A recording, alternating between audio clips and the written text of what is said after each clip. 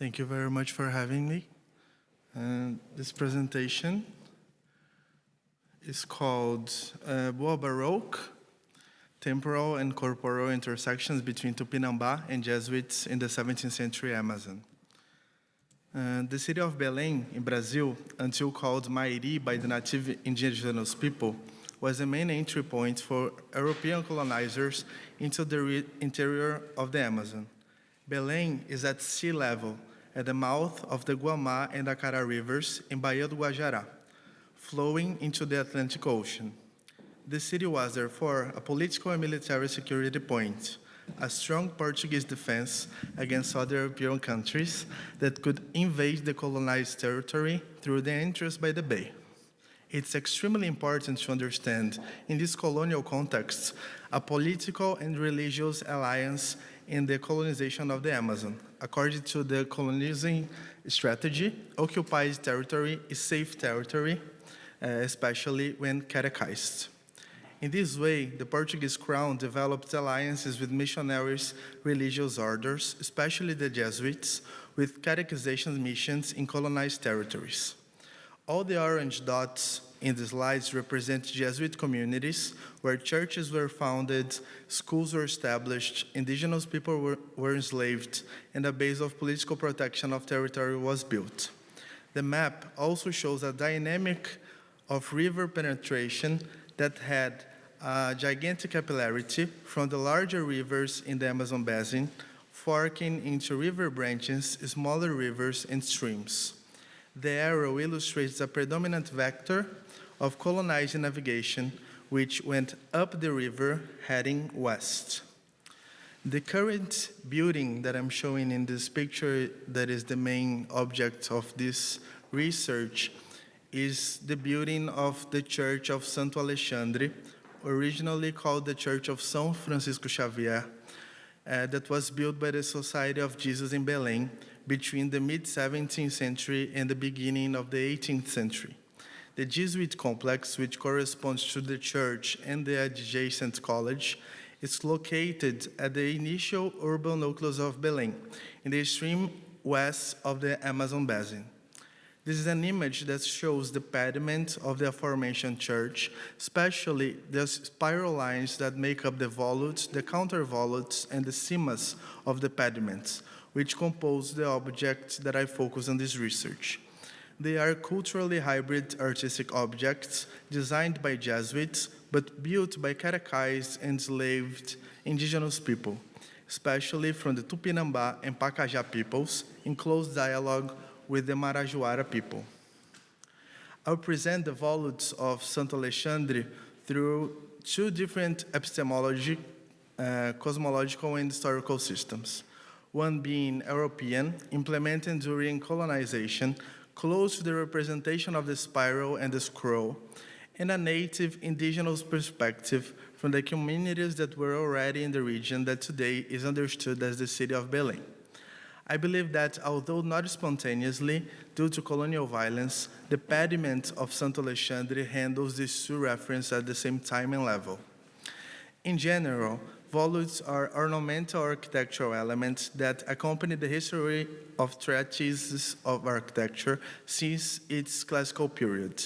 As an illustration, I present two images from the treatise Rule of the Five Orders of Architecture by the Italian architect Giacomo Barozzi da Vignola from the 16th century. Precisely determining the treatise used as a model in the execution of the Church of Santo Alexandre facade was done exhaustively by me and various other researchers without tangible results. Therefore, I chose to present Vignola's instructions for three reasons. The first, because Vignola, together with Giacomo della Porta, was responsible for the construction of the Church of Jesus, the mother church of the Jesuits in Rome, which also features volutes in its pediment, as in the Church of Santo Alexandre. The second reason, due to the need of presentation and approval of the architectural projects developed by the Jesuits in the colonial missions to Rome, without which buildings couldn't be built. And the third reason, because of the formation background of the European professionals, architects, and artists who were in Belém at the time, closely linked to Italian mannerism. It is also possible that this reference could be made through the treatise of Sebastiano Serlio and Andrea Palladio. In this set of images, I developed a geometric analysis of the pediment of the Church of Santo Alexandre based on the Italian treatise principles. In the image in the upper right corner, I mark the inflection points where the curve is broken several times into what would be the ideal arc. In the images below, I propose mirroring of the friezes and the panels of the elements, attesting to the asymmetry of the objects. I emphasize that the term inflection point because in geometry, it is the central point where the concave and the convex arc, the point where the line inverts and mirrors itself. The concept, in addition to widely being discussed in treatises of geometry, architecture, mathematics, and sculpture, is analyzed in detail by the French philosopher Gilles Deleuze in the book The Folds, Leibniz and the Baroque, originally Les Plis, Leibniz and Baroque, published in 1988. Deleuze understands the inflection point as a point of crisis, of conflict, analogous to the reading that this research is structured. Although it delimits a historiographic object, my research focused mainly on method, on dynamics, on theoretical apparatuses.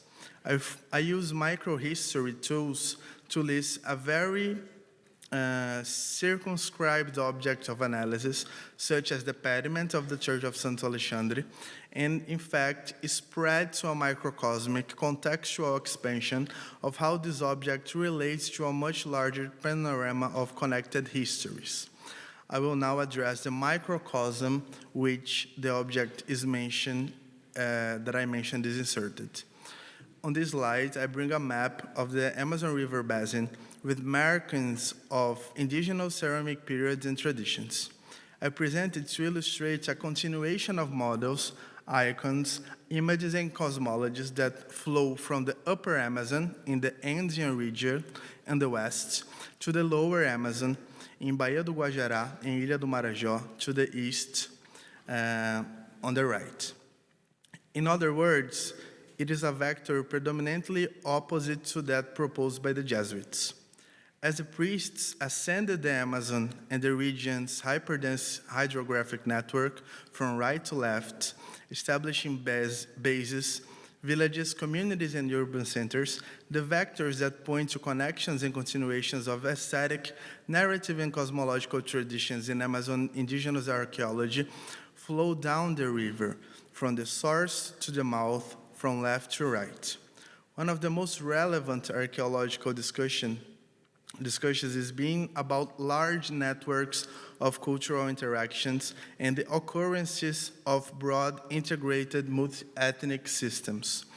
Different communities establish relationships such as marriage, wars, and alliances in a very wide geographical area, such as peoples from the central Amazon who communicated with groups from the Caribbean, for example, that is not represented on this map, but is upper on the geography.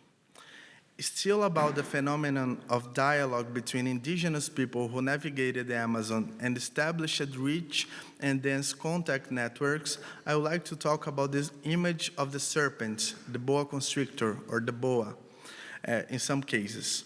The appearance of the image of the serpent is symptomatically proof of these contacts. It is widespread at a South American level with continental relevance. This is just one of the factors that attest that some symbolic repertoires are shared by the kinship of different peoples and synchronity of mythical narratives. We can see these reoccurrences in these two images. On the left, in the Marajoara globe vase from the archaeological collection of the National Museum of Rio de Janeiro in Brazil. In the image of the right, in the ceramic fragments of the Tupinambá people in the east of the Amazon, that is, in a region very close to Belém. As for the snake, the serpent, it is important to speak of appearance or embodiment and not of representation, because most linguistic, narrative, and cosmological indigenous systems, as we have discussed, do not obey the phenomenon of representation, as widely disseminated by mimetic notion and by the matrix of what is understood as art in the hegemonic Western Eurocentric system.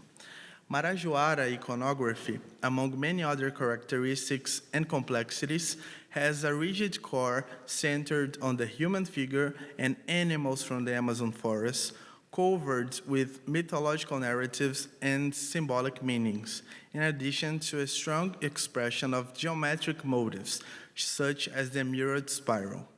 It represents symmetries, paired elements, rhythmic repetitions, and binary oppositions to reaffirm its cosmology. Unlike European-based art, indigenous imagery productions do not follow representational dynamics, but create bodies and entities that, in their own agency, dialogue, interact, and relate to other bodies and other entities, whether in the material or the spiritual field. The spirals of the Church of Santo Alexandre have always been frowned upon by historiography, especially modern. I bring excerpts here from 3 historiographical analyses about the church's volutes, the result of cultural hybridism. On the first one, John Burry, in 1991, writes that the crudest techniques and lack of familiarity with classical rules without sophistication are found in the church. Lúcio Costa, in 1941, says that the building words a barbaric accent, a crude, almost grotesque techniques, and that its elements are brutal. Philip Goodwin, in the catalog for the MoMA's Brazil Build exhibition in 1943, says that the ornaments of the pediment are naive and gigantic, made by an impractical professional. In an example now graphic and not textual, in 1784, a drawing of the facade was made by the Portuguese drawer Joaquim José Codina, who accompanied the also Portuguese naturalist Alexandre Rodrigo Ferreira on his philosophical journey, an expedition through the Amazon to the Pantanal in Brazil in the 18th century. Here, Codina does not correct the volutes of Saint Alexandre, as certain historiography attests to, but from another perspective, he deforms them, reducing something of extreme complexity to a non-geometrical vocabulary, neglecting the real form. It simplifies cultural hybridities to a geometric reduction. So how can we understand then a hybrid artistic production during the colonial period, which proposes multiple vectors with emphasis on 2 main ones? First, the vector of the river's ascension made by the colonizing European Jesuits, mainly from east to west. And secondly, the vector of the river descent made by indigenous people in their multi-ethnic relationship dynamics, mainly from west to east. How can we break away from a unique path, evolutionary in its artistic sense, which starts from a Eurocentric matrix when we approach the artistic and cultural expressions of a hybrid territory that, on the other hand, propagates an invasive faith and an artistic system implemented by missionary groups that grow from lower to upper Amazonas, while we perceive the fluidity and continuation of narratives, myths, and images that flow down the Amazon towards the mouth and the ocean by indigenous people who maintain their exchange networks. We are, therefore, faced with a very serious problem for positivism and for historiographic of Eurocentric art, for clear and category scientism. We find duality, ambiguity, 2 things happen at the same time, and, although opposed, do not cancel one out, but add up to an undecipherable amalgam, contaminated, inflamed, enriched by its complexities. The bigger question now: how can we deal with an artistic and cultural production from the first modernity of the Amazon that, in addition to presenting two gigantic predominant vectors, present countless constellations, irradiations like rhizomes. At the confluence between the history of European art and transdisciplinary studies that embrace anthropological, ethnological, religious, mythological, and cosmological studies of original peoples, a certain light appears to us 100 years ago, a history of pendular art, which take place in two ambiguous vectors and which do not cancel each other out, but sum up to an unstable oscillation. This is a drawing made by the German art historian Aby Warburg, who died in 1929, and who, as many know, was one of the pioneers in proposing a nonlinear art history, but which was contaminated with other cultures and which attests to the survival and reoccurrence of images that crossed geographies. In the same pace as we approach European architectural treatises, Warburg analyzed the Italian Renaissance.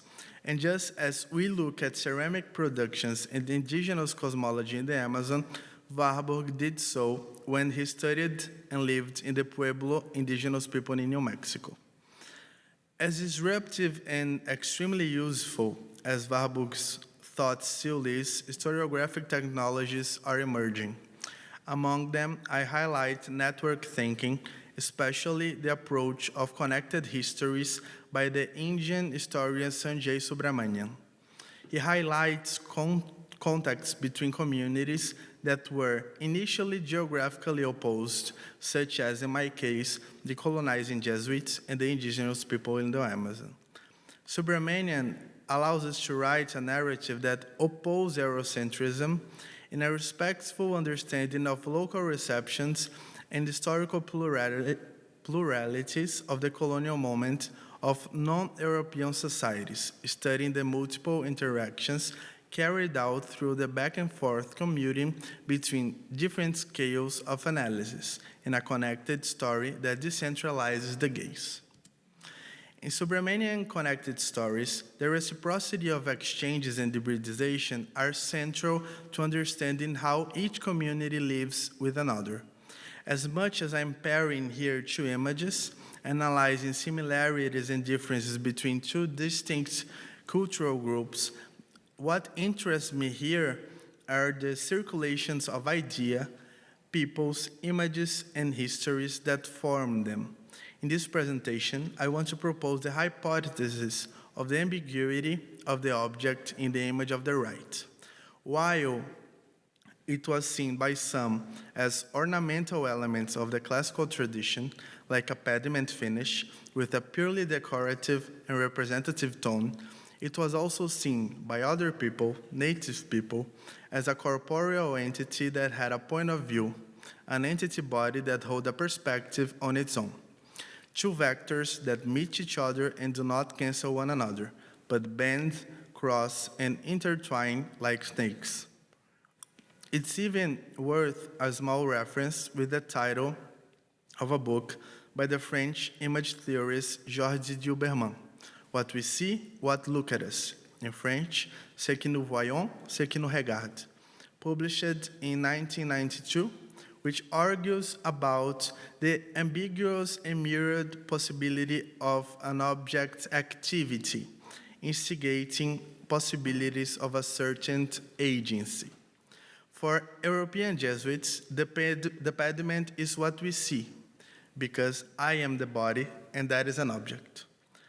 Us and the spiral have, in this perspective, different corporeal and cosmological entities. However, for the Marajoara, Tupinambá, and Pacajá indigenous people that build the spirals, I see that as a human being, but that also sees me, because just as I am a body that has a point of view, those spirals are also a body that have a point of view and therefore can actively look at me. I therefore return to a phrase by Gilles Deleuze in the book The Fold, Leibniz and the Baroque, a book that I already mentioned in today's speech, One of the most powerful ideas in this book is written by Deleuze in one sentence, quote, "The point of view is in the body," unquote. In French, le point de vue est dans le corps. This phrase, not coincidentally, is central to the thought of the Brazilian ethnologist Eduardo Viveiros de Castro, and in the proposition of the concept of Amerindian perspectivism, today revisited in dignity to the cosmological plurality of the various indigenous peoples. And this quote starts the text of the very well-known and revolutionary article called Cosmological Pronouns and Amerindian Perspectivism, published by Viveiros de Castro in 1996. To finish my speech, I would like to read a small excerpt in which, in the same article, Cosmological Pronouns and Amerindian Perspectivism, when talking about multinaturalism, Viveiros de Castro writes, quote, "A perspective is not a representation, because representations are properties of the spirit, but the point of view is in the body. Being able to occupy the point of view is undoubtedly a power of the soul, and non-humans are subjects insofar as they have or are a spirit. But the difference between point of views and a point of view is nothing but difference, is not in the soul, since the latter, formally identical across species, only sees the same thing everywhere. The difference is given by the specificity of the bodies." Thank you very much.